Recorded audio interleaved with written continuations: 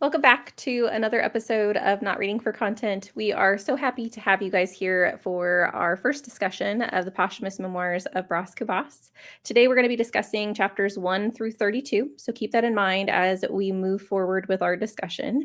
If you guys are interested in any of the books that are coming up in season 2, please make sure that you check the description because everything is there for your viewing. But before we get to the discussion, Leandra, I hear that you have a question for me.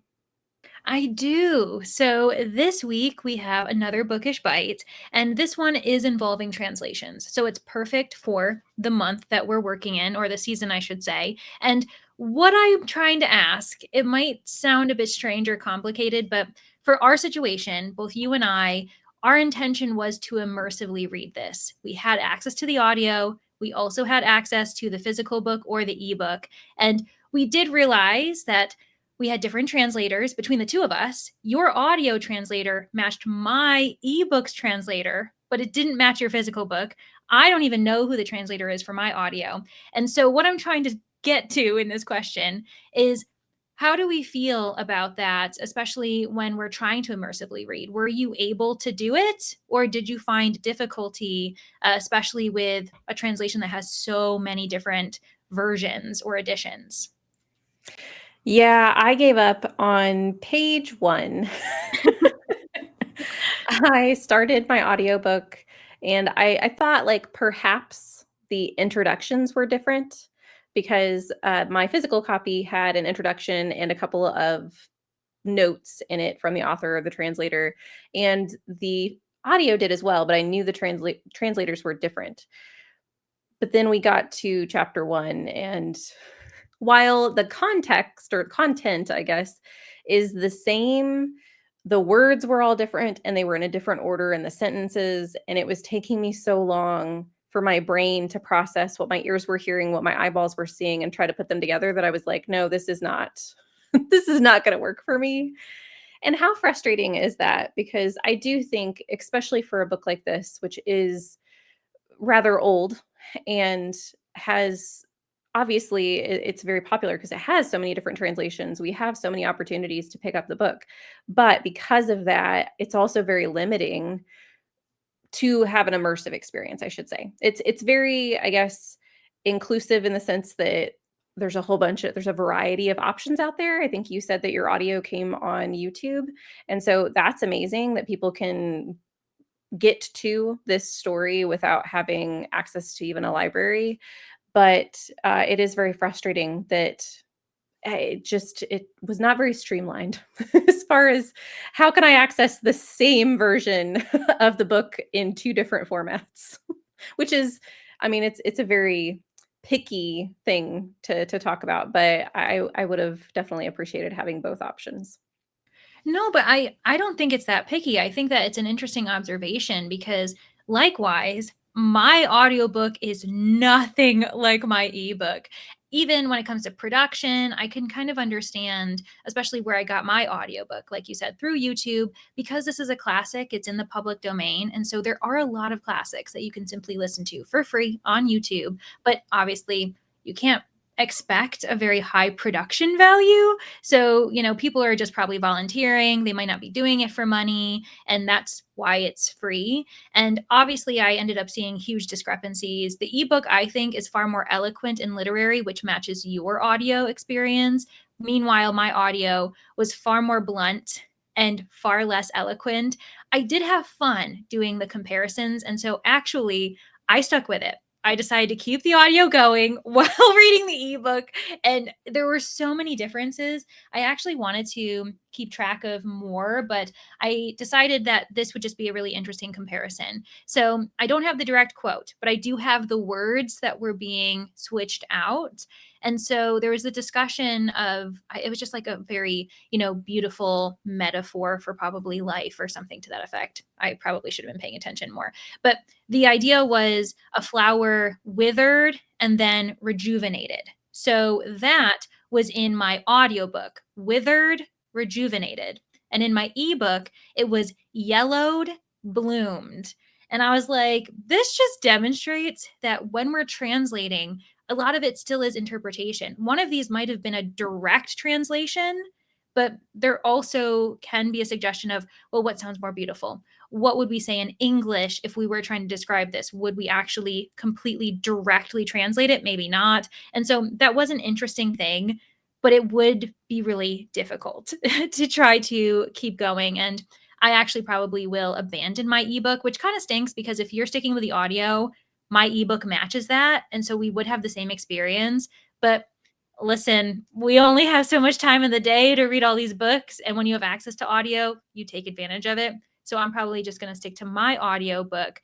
But yeah, I don't think that many translations have this issue as far as modern translations, but these classics or Yeah. translations that have been republished a million times, retranslated a million times, those are going to have discrepancies. Whereas I can't imagine there are too many English translations of Cornelia Funke's Inkheart, for instance. There might be a couple compared to, say, maybe the UK published one versus the American published one, maybe. But for the most part, we probably wouldn't have had this issue with other translations.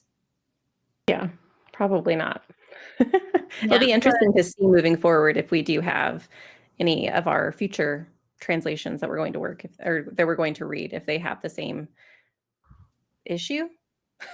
yeah, or I get, yeah, just obstacle for us. Like it's Yeah, not an yeah. issue, but it does make it an obstacle for us and for our podcast, I suppose, when we're just trying to have the same experience when we clearly just can't. And that's okay. That's something that we can discuss as well. But let's actually switch gears, start talking about the book at hand. And you're going to give us a summary for this first third that we've read. I do have a summary, and it is going to be rather simplistic because we're going to get into the nitty-gritty in just a minute. But for a broad overview of what we've read, we have met our main character, Cubas. We are having him narrate his own story after death. So he is deceased. We know that from the start, that he is giving us his memoirs from the grave. And we have so far seen little bits and pieces at his death, but we've mainly focused on his birth through his young adulthood. So we've gotten lots of little glimpses of who he was as a child and who he became as an adult, how he interacted with his parents, his family, his friends, some ladies in his village.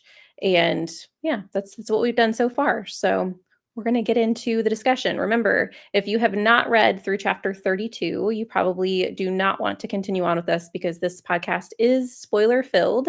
So keep that in mind. And we're going to get to the discussion. So I am dying to talk to you about what your overall thoughts are on this story because we were worried going into it because it's a classic and it's a little bit out of our realm of comfortability. So I just want what are your general thoughts on your overall experience so far? I'm not liking it. Oh no. Oh my gosh. And there are some things that are wrong with it. I shouldn't say that there's nothing wrong, but I do just find it overall boring. I find it very much plodding along. I'm not a fan of Bras Cubas. I feel as though not that we were lied to, but he's supposed to be funny and kind of charming, a bit of a, ne'er-do-well, but in like a cheeky way. And I'm just like, I kind of find him selfish. I don't like how horrible he was as a child, and them just saying, oh, what a rascal. Like he's just a little devil, as if there's nothing wrong with some of the really terrible things he did. And obviously, his interests in women are just kind of whatever to me. I don't really care about that at all. But yeah, I feel so bad because we were excited about this book and you may be enjoying it, but I'm not. I'm really not. And I think that in any other circumstances, I probably would have just DNF'd it by now, to be completely honest. Where are you at so far with this? I have similar thoughts. I don't think I'm quite on the cusp of DNFing as you are because there are some things about it that fascinate me. But I hate the main character, which does not help with the enjoyment of the narrative because if I can't find anything to hold on to as far as character wise, I mean, thankfully this is a short book, but I still think that I need something. And there's not even a plot. If the main character was someone I could love or someone who's funny, someone I could, just enjoy being in the head of, I wouldn't care about the fact that there's no plot. And if the plot was really interesting, I wouldn't care about the fact that the main character is really crappy. But there's both. We don't have either. And so that part I will say I'm a little frustrated with. I think the part I'm most fascinated with is the writing, because I know that this is supposed to be a classic, and it does read like a classic in certain, like, it's very florally, it's very lyrical, I guess, is probably not the right word, because I feel like they use that a lot for some of the fantasy books that I've read, which it's a different writing style than that. But I feel like it's not what I expected, I guess, with the writing style. I feel like it's easier to understand, but this the pieces I'm understanding don't necessarily fit together. I'm not explaining this well, but I think the writing is what's fascinating me, and so I want to continue to kind of see what's happening with that. I don't know that that's going to last me the whole book because I'm fascinated now, but I am my attention span has its limits, so we'll see.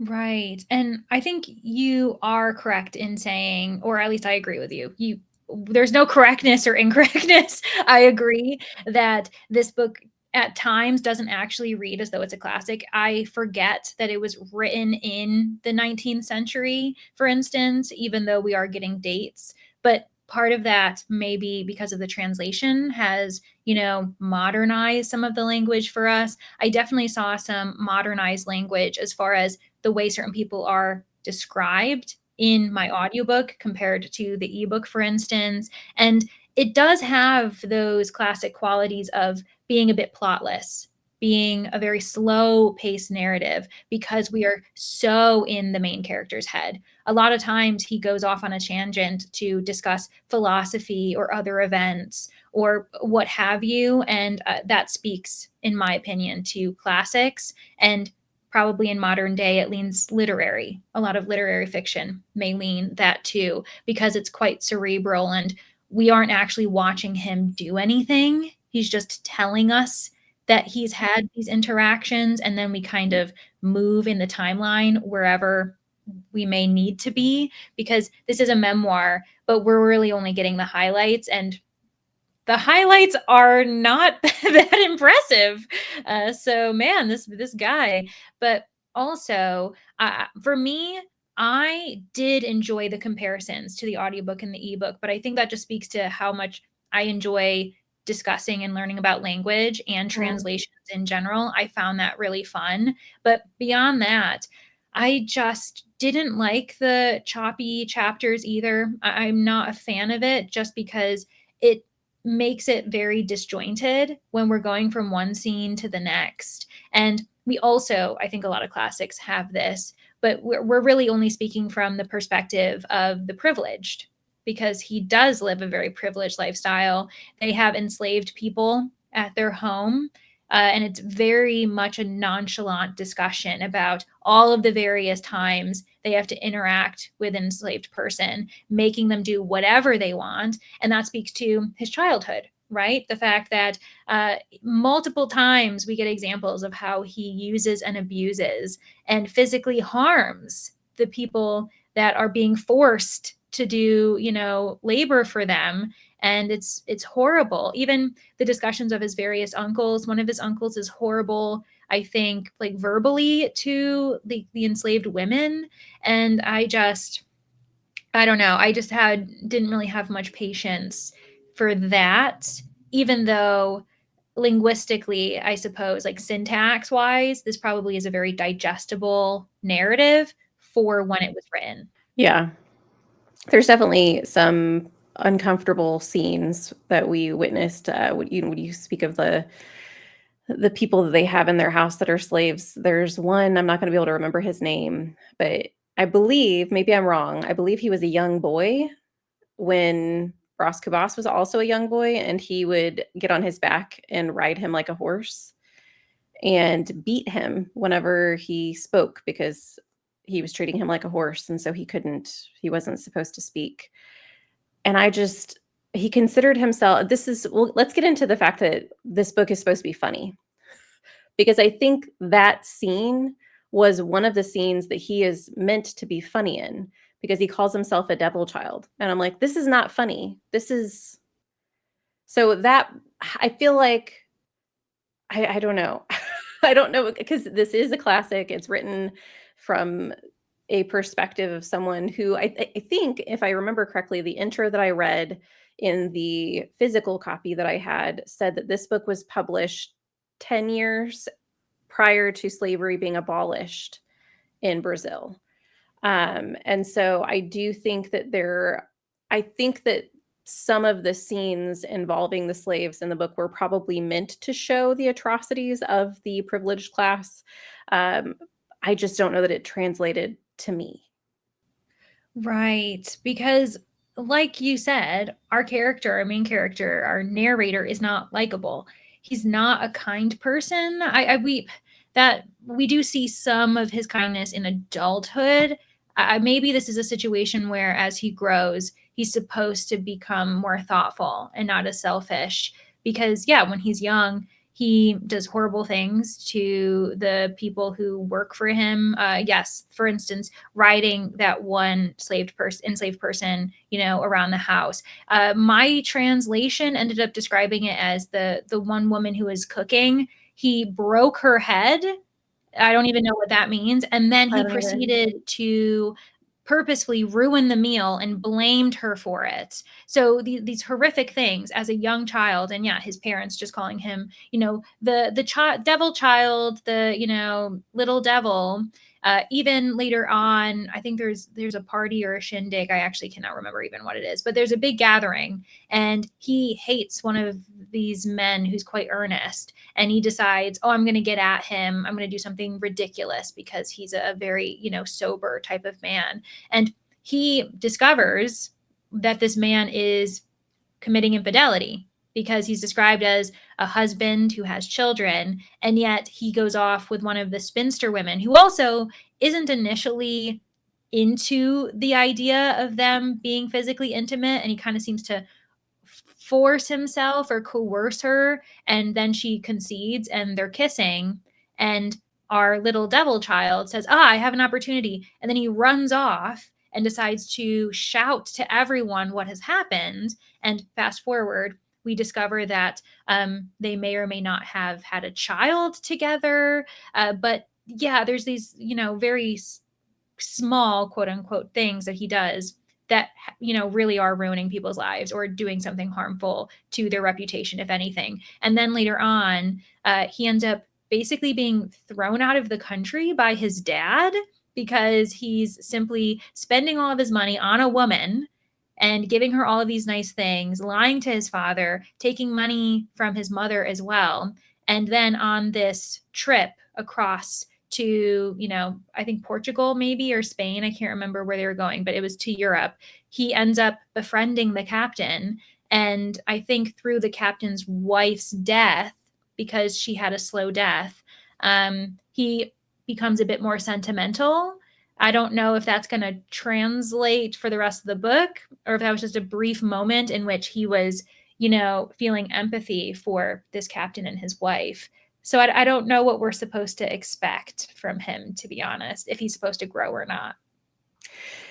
I would say not, because we know that he ends up unloved. Like, we know that he dies unloved and unsuccessful. And with the deaths, so he does have that moment with the captain's wife. She dies of consumption. And then he ends up going home because his mother is ill. And those were the 2 chapters. They were labeled, like, sad but short, and then short and happy. Short but cheerful. Yeah. And you're like, Um, okay. and that's all the earnestness that we get from him on his mother's death. Like, he does reflect. I know that when the captain's wife died, he talks about feeling it and having to run from the situation because he's so distraught with her death.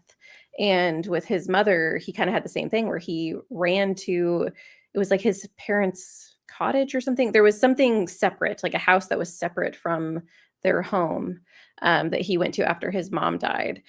And it was supposed to be this moment of feeling from him, but it was so short. Even the chapter was named short. I don't feel anything for him, and I don't Mhm. get any empathy from him from I don't know, I'm having a hard time with the character himself because of the fact that the story is so choppy, and even though we're with him the entire time, it's like that, I don't know exactly what to call it, but when you're getting someone's story from themselves and they kind of boast about themselves, there's like a wall or a barrier up between who is hearing the story and who is telling the story. It makes it feel disconnected for me. Yeah, and he's just I don't know if we should blame this on how old this text is or if it truly is just maybe not written very well, but for a first person narrative, I feel as though we're in his head, but we aren't really getting any of his emotions as you mentioned. You like you said, it could be blamed on the fact that these are such short chapters that we can't dig into any of these scenes because we're already moving on. And so when he says, "Oh, I was sad," apparently that's all we need to know. Okay, I guess I just have to believe you. All right. So there's that. And then, yeah, like the question is, are we supposed to wonder if this is an unreliable narrator because he doesn't seem like a person that will be remembered or appreciated after his death? I mean, only 11 people went to his funeral. And, even this discussion of the woman that he wanted didn't want him back. I mean, we're pulling that from the synopsis. But yeah, there is this suggestion of that. But I feel as though we're not getting any emotional connection to him. So why do I care about his life? Why do I want to see him or listen to him in his afterlife reflecting on his 64 years on this earth? Because it doesn't really matter. Like, what are we supposed to take from this? Did he impact others? Like, you know what I mean? Because I know that there are other books in which characters either reflect on their life after they've died, or maybe there's a situation where they have a chance to go back, change things, kind of Groundhog's Day style, whatever that is. But I don't, he's just going to be dead. Like, I don't really know what type of thought provoking revelation we're supposed to get. What's going to be the third act conflict? I don't know what we're going towards, especially if we know already he didn't impact anyone's lives in a positive way as far as, being meaningful and people attending his funeral. What are we doing? What is this? Why am I listening to this man's story when supposedly there's really nothing for me to take from it? Yeah. Unfortunately, I don't know the answer to that question because Maybe I we'll find feel out. similar ways. Goodness Yeah. gracious. It's very I mean, that's a good question. Something that I did read in the intro is that this was originally not written as a novel. And so there have been a lot of people who have argued the fact that it's not really a novel. Mm. It And was even serialized, wasn't it published in a serialized form, which a lot of novels, classic novels, were serialized first. And then, because then people were, getting little snippets every week or every month. So that does make sense. yeah, and I do think that and even the author, uh, has mentioned the fact that if you want I can't remember how they framed it, but they said, like, if you want a straight form narrative, you want a fluid story, this is not a story for you. And I do think that that's part of the intrigue, but also the frustration for me is the fact that we seem to be jumping around, and we also have some, like, hallucinations that he's had that we had I know one chapter, he was literally carried by a hippopotamus Mhm. to the end of the ages to see the ages pass by or whatever, and I know that that was supposed to be delirium as he is succumbing to his own death, but I it makes it really hard, 1, to care, as you've stated. Why do we care? Why if he didn't do anything interesting, why are we following this random jerk? Because he's not a friendly person either. And it makes it hard to connect the dots too, because I know that there have been moments where I'm trying to figure out, okay, where are we in the timeline? Like, how old are you? Oh, and I just have to mention this because it's something that really irritated me about the audio. If they use the word saucy one more time to describe a woman, and one of them, and I know this book was written in the 1800s, but the first time it was used was to describe a 15-year-old, and I was like, I just bleh, can we Mhm. not? And then it was described to or it was used to describe an older woman. It's been used at least 3 times. I'm just not a fan. I never knew I didn't like the word saucy, but now I do. Yeah, I'm quite lucky that the audio didn't do that, but I did see it in my ebook because obviously I have the same edition as you. But yeah, let's also unpack that. The depiction of women, a lot of times, they do seem to be described as simple objects or, attractive beings. Even his mother is described as being very beautiful, but weak and kind of dumb. So that was kind of something to be like, okay, all right, we'll just move past that. And yeah, quite a few of these women, especially where we're at in the narrative right now, are very young. I had my guard up right at the beginning when he was, saying, "Oh, at my deathbed when I was 64 or however old he was." And then Virgilia, comes to his deathbed with her son and he says that, they had, a passionate love affair or whatever it was, decades ago, and that she was 54 or 53 or 52 something. And I was like, how many decades ago? Because the more decades ago it is, the more concerning this is, and the less I actually want to read about it. And he had said 2 decades ago. So I was like, okay, she's in her 30s, he's in his 40s. But then we end up discovering that he did first have her at least mention to him when she was 15. And on top of that, we have this woman's daughter. Is it Eugenia? Is that her name? Yeah. She is 16, 17. And I am just not a fan of that. And yes, we can 100% understand that this was written during a time when teenagers were taken advantage of, viewed as adults. Also, the fact that, maybe we weren't living as long, et cetera, whatever the case is. But we are allowed to read this book from a 2025 perspective. And that perspective is saying that this is nasty. So there we are. It is nasty, disgusting. I don't want to read it. And I'm allowed to judge it from this perspective. So maybe he should have thought about making sure that his works age better. Huh? How about that? Let's blame the author. They should have been able to consider. I wonder if we're going to become more progressive and realize that a 15-year-old girl is not someone to be described as saucy. That's his fault, not mine. I love it. Well, on that saucy note,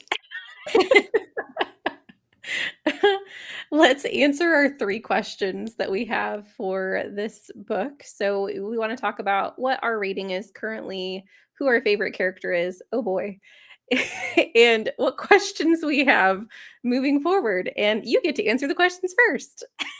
Ugh, okay. Well, you know what? I deserve it because I made you do the synopsis. So I'll answer the questions first. So as far as my rating goes, I will answer that one.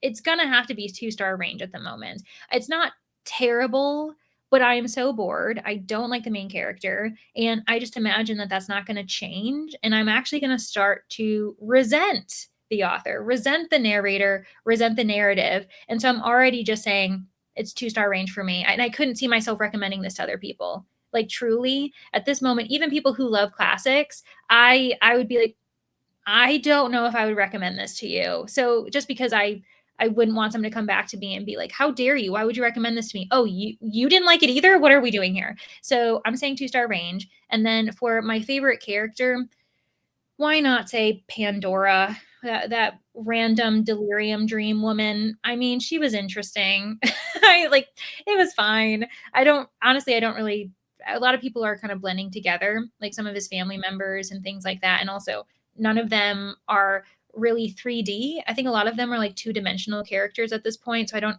really know much about them, and obviously it's not going to be the narrator. So we'll go with Pandora, maybe the hippopotamus if we wanted to. I really don't care at this point. And as far as questions, I'm going to restate the question of, why do we care about his story? Are we going to find out what is so significant in at least the second third?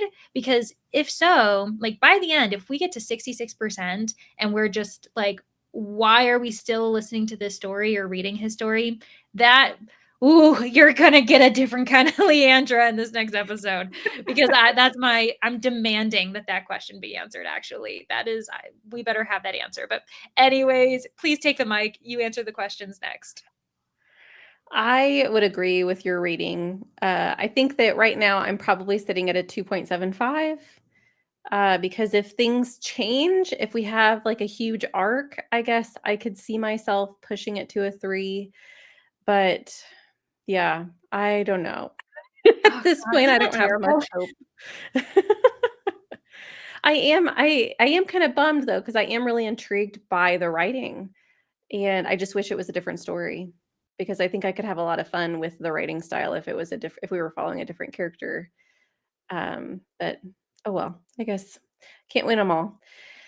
And I'm gonna say the cat is my favorite character, even though it was only in one scene, Yeah. because I don't have a favorite character. I don't remember. I guess the captain, I did like the captain and his poetry, and that was kind of a fun little time. But we didn't get a ton of scenes with him, and I also kind of felt like even he wasn't the greatest of persons, because his wife was laying on her deathbed and he was out spouting poetry with a random person. But as far as any of the human characters, he is the one I enjoyed the most having on page. And then for questions, I would say, are we going to have an arc? Like, is the purpose of this supposed to be Cubas improving? Which I doubt, because he's dead. And so I don't know. It could be like him telling us about all of these horrible things to then eventually get to the point where he's a good person, but we're getting his perspective now, and he doesn't seem like a good person, which means that it's just going to continue not being a good person. So, yeah, I'm not Yeah. not expecting high things. I'm kind of bummed. Me too. And I will quickly acknowledge what you said, that we are getting his POV from old age. So if he was feeling embarrassment or regret or wishing that he, wasn't the horrible child that he was, then he would have reflected on that. Because, and I know that we've experienced that before with A Natural History of Dragons, the memoirs of Lady Trent, by Marie Brennan. I remember I only read the first book, but there are moments where she's reflecting on her youth, saying, "Oh, I wish I could say that I was more knowledgeable or I wasn't as rude. But like in this moment, I didn't know what I was doing." And I would have maybe forgiven Bras Cubas if we got those reflective moments saying, "You're going to hear me say that I've done some things. And, I'm not proud of it now, but like this is the environment I grew up in. So this is what I did." But we aren't getting that. So I fully agree. But well, we have to get back to this book, unfortunately. um, for those of you who are listening, if you're enjoying this, please write in. Let us know your thoughts. Feel free to answer the 3 questions that we've posed to ourselves. But also, before you leave, don't forget that we have quite a few more chapters to read before we meet you next Friday. So we are starting on chapter 33, and we are going through chapter 92. I know it's a lot, but we promise it's still another third of the book. It's just a lot more of short chapters. Thank you all so much for listening, and we are very excited to see you next Friday. Bye, everybody.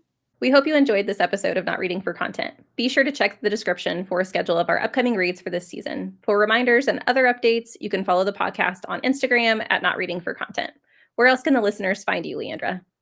I have a booktube and an Instagram. My booktube is at Leandra the TBR0, and my Instagram is at Leandra_the TBR0. How about you, Danny? I have the same platforms. Both can be found at danny.dabbles. Thanks again for listening. Don't forget to tune in next Friday for our next episode.